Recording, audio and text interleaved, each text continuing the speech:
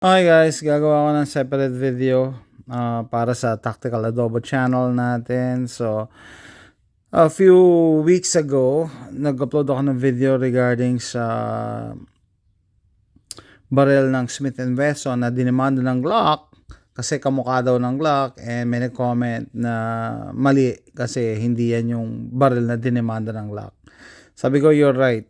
No? So, imbis na i-delete ko yung video, maglalagay na lang tayo na gagawa na lang ako ng follow-up video. So, he's right. It's just that noong time na yun, wala akong access. Ibig na natabunan kasi yung barrel ko eh. So, ito yung SD40VE. Meron din silang 9. So, SD9VE. So, hindi ito yung dinamanda ng Glock. So, yung SW9VE, yun yung dinamanda ng Glock. So, kada may bibili ng SW9VE, may nakukuha ang Glock doon. So, ang ginawa ng Smith & Wesson, okay, maglabas na tayo ng SD series, no? Eto, SD series, SD9VE, SD40VE, wala nang nakukuha ang Glock dito. No? So, correction, ulog pa yung Ito yung SW9VE. Okay? So, ito yung dinamanda ng Glock. So, nasabi ko ba na lahat ng makikita nyo yung barrel were safety check prior to filming para mabilis tayo, no? Yan. So, ito yon. Ito po yon guys. SW9VE. Yan, ha? So, yan. SW9VE. Ito naman, SD40VE. So, magkaiba sila ng generation. So, ito yung panahon ng 80s. Mid-80s yata to. So, 80s. Ito, late 90s up to present, 2000 pataas na. Pero nabili ko to 2010 kaya yata nabili. So, 15 years ago na, no? So, ito po yun. Ito yung SW9VE. Makita nyo, bakit masyado makintab yan? Kasi exclusive to ng buds. Exclusive yung tindahan sa online. Saka sila lang nagbebenta ng ganito. No? It just so happened, I came across this. May nakikipag-trade. No? Nakipag-tinrade ko yung tactical vest, bulletproof vest, kung anong tawag nyo doon, na may AR500 plates. Ayoko nung setup na yun kasi masyado mabigat. Doon ko na-realize na bigat ng mga AR500 na plates. Parang 12 pounds yun lahat, yung vest na yun eh. Naghahanap naman siya ng vest. Ayaw niya ng ganito. So, tinrade niya. Buti nga yung binigay niya sa akin, no? Still in good condition. Actually, it's in brand new condition. Walang mga gas-gas yan. No, so ito yan guys, SW9VE. Kada magbebenta yung Smith & Wesson noon, may natatanggap ang Glock na bayad, no? Kumikita sila.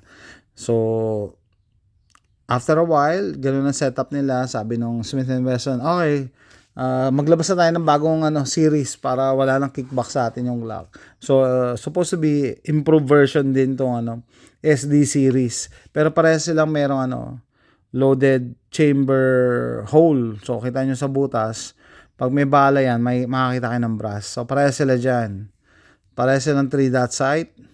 Backplate, parang parehas na Glock. Pero yung mapapansin nyo, yung beaver tail, mas makapal yun sa SW9VE. Mas makapal. Ito mas Tapos yung grip, no? Mas gusto ko yung grip angle nito, tsaka the grip itself, mas kapit na kapit sa kamay ko as compared dito.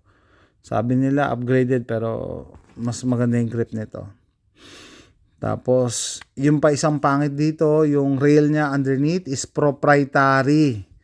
No, hindi ka pwedeng magkabit ng kahit anong accessories kung wala nitong walang adapter. So, bumili pa ako ng adapter para lang makapagkabit ng ilaw.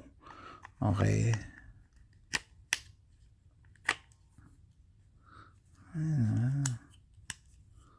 Ayan.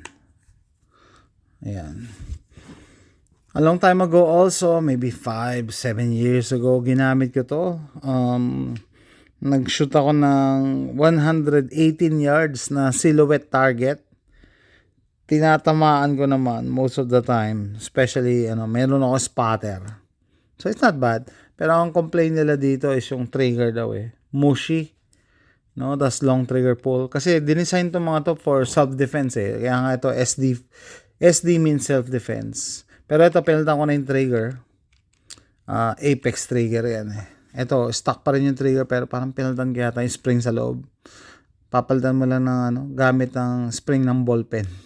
Anyway, so yan siya.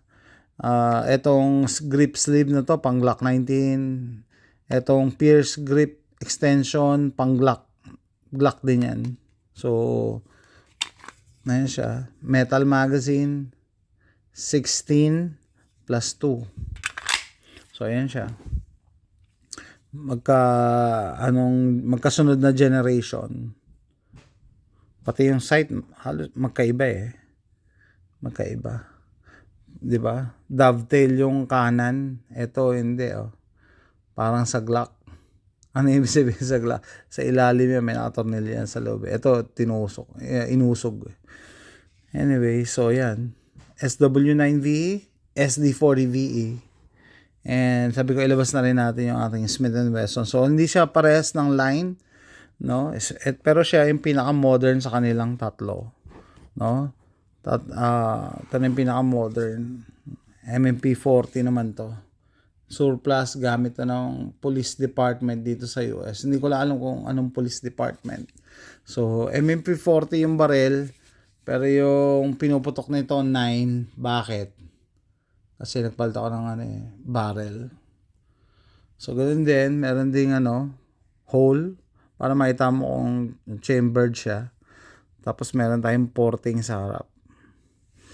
Dati pinutok ko to sa club shoot namin, Nung nakita yung setup na to, sabi niya, you should be, in the open division na daw to. Kasi may porting Pero pag nilaban mo naman to sa open division, matatalo kasi, heavily modified yung mga kasabay nito. Ito, simple lang. Ayan pala, kahapon nag-upload ako ng video ng Harbor Freight. Meron silang TLR1 clone. Ito yung original na TLR1 Streamlight. Gagawa ko ng separate video pero dinamanda naman ng Streamlight yung Harbor Freight, yung Braun na pistol light. Kaya ginawa ng Harbor Freight, pinalitan nila yung tsura nung harap. Wala na yung ring, yung silver ring na yan doon sa Harbor Freight. Pero sabi nila parehas naman daw, I don't know. Ang maganda rito sa Streamlight, wala siyang vampire drain. Ano ibig sabihin? Kahit ilang taon mo to itago, hindi na uubos yung battery. Ilang taon na to nakatago Ito, pinalitan ko pala yung trigger nito. Apex din yata. Yan, Apex. Tapos ito, wala na akong mahanap na ganito No? Galing naka-invento nito para ma-extend yung beaver tail. Makatulong sa recoil. Imagine nyo, pag umatras, muzzle flip, maharangan mo talaga. Tapos pwede ka din daw humawak ganito para you're pressing down. Ang ayaw ko naman magganyan kasi mag-iiba yung yung normal grip ko. Usually nakababa lang ako pag nag-grip At least may option. So yan, tatlong generation, no? SW9VE, SD40VE, MMP. Samahan pa natin to. Smith & Wesson din. Parang naalala ko yung Miami Vice nung unang panahon Smith & Wesson 459. So mapapansin nyo, bakit ang ganyan? Ang pangit ng yan, ng finish. That's the reason kaya nakuha ko to ng sobrang mura. Sobrang mura ko to nakuha. And sabi ko, pa-project gun ko na lang siya. Pwede ko siya i-Cerakote or re-blue. No? Pangit lang itsura pero overall kompleto siya. Walang missing parts, no? All steel, high cap, taba ng grip. At importante, siya, hammer fired. So itong tatlo, hindi sila hammer fired as compared to this, no? Striker fired yan tatlo. Ito hammer fired. Old school. Hammer fired, may external na safety decocker. Safety decocker eh. Yan, pag nakababa yan, hindi may makakak. Yan, safe yan. Tapos meron tong meron tong magazine disconnect safety. So pag walang magazine, hindi mo makakalabit. Ay, no. Kasi ginamit din yata tong duty pistols ng mga pulis. No, ayaw nila ng ano. Ano yung magazine disconnect? Na pagka nakakasa yung baril, pag tinanggal nila, nyari daw naipambuno sila sa suspect, laglag nila ano, hindi yan magagamit ng suspect kahit may round sa chamber. Which I think is oxymoron. Bakit? Kasi hindi mo rin magagamit as a police, di ba? Hindi mo rin magagamit. Para saan yan? Hindi ko nga alam sino nakaisip nun eh. Mataba utak nakaisip niya ano na yan eh. Magazine disconnect safety. Anyway, ayan siya. Magkakaibang generation tayo. Yan yung pinaka bago. Actually, ngayon, kung magkano kayo, may bagong version ng MMP line. No? Meron nga silang all steel na MMP. Pero, eto yung sa akin, 4. So, hindi ko pinlano na, bibili ako ng Smith & Wesson na ganyan. It's just that, I came across, ibig sabihin, dumaan sila sa akin, and sabi ko, magsisisi ako pag hindi ko kinuha. Katulad nito, no, 80s, itong dalawa. Kung hindi ko ito kinuha, saan ka kukuha nito? Diba? Wala na mabibili. Ito available pa, makakabili ka pa. No? Pero ito, ano to eh, police trade-in to eh. Yeah, makakabili ka pa rin. Maganda ano, kung may markings ng police department, yun ang maganda sa ano. Kaso wala to. It's clean. Anyway guys, so yun nga, correction ha. So hindi po to yung dinemanda ng ano, ng Glock na Smith & Wesson pistol. Ito po. It's just so happy na hindi ko na ilabas last time. Pero meron ako. No? And hindi to ordinaryong SW9VE kasi ito yung Buds exclusive na mirror finish. Out of the factory yan na ganyan ang finish yan. Out of the factory. Hindi ako hindi ako nag-mirror polish yan. Di-distribute lang ng particular na gun store. Ganyan na siya. So, yan siya.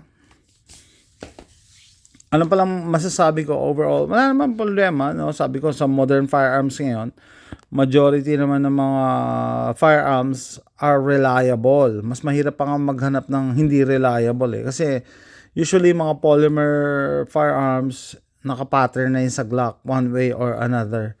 Ang hammer-fired naman, majority being hammer-fired, reliable talaga yan. Diba? So with that, sa mga gun enthusiasts na katulad ko, hopefully nag-enjoy kayo, lalo-lalo na makakita ng mga firearms, lalo na yung mga hindi nyo na mabibili sa store. Bakit? Bakit hindi na mabibili? Kasi discontinued na eh. Matagal na yung discontinued eh. Lalo-lalo na to. Pinakaluma ako. 459. Panahon ng Miami Vice. Yung mga naunang Miami Vice hindi yung bago. 459 hammer fired double stock. Ito kinikerry yata ito dati ng mga police saka ng FBI. Ganyan. So comment down below masasabi nyo, no? And yung hindi pa nakapag-subscribe, subscribe naman dyan, like, share para makagawa pa ako mas maraming video. So with that, tatapusin ko na po to. See you next time. Mas maliwanag.